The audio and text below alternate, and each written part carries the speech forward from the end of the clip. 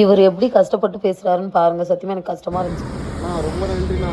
ரொம்ப கஷ்டப்பட்டது. எங்கள் வேலூர், ராணிப்பேட்டை, திருப்பதி இதெல்லாம் சுற்றி வந்து கூட எனக்கு ஒரு நிம்மதியே இல்லாத போயிடுச்சு.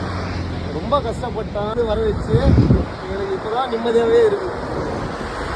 அது பார்க்கணும் என்ன நினைக்கிறாங்கன்னு தெரியல. எனக்கு அவ்வளோ கஷ்டமாக இருக்குது. லீவு கட்டணும், மைலேஜ் வரல, எதுவும் வரல. இங்கே காட்டினா இவங்க வாங்குறாங்க, ஆனால் ஒன்றுமே இல்லை. போயிட்டு செதுக்க வேண்டியது.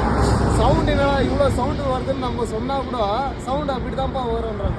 இப்போ நீங்கள் வந்தீங்க சும்மா அப்படி மாற்றுறீங்க, அந்த சவுண்டே வந்து வேறு மாதிரி இல்லைண்ணா. அவ்வளோ கஷ்டமாக இருக்குது. சத்தியமாக சொல்கிறேன், என் ஒய்ஃபை நான் அவ்வளோ கஷ்டப்பட்டு இன்னைக்கு ஒரு வாரமாக நிற்க வச்சு பொங்கல் சீசனு இப்போ தான் ஓட்ட வேண்டிய சக்கரை அப்படின்ற மாதிரி.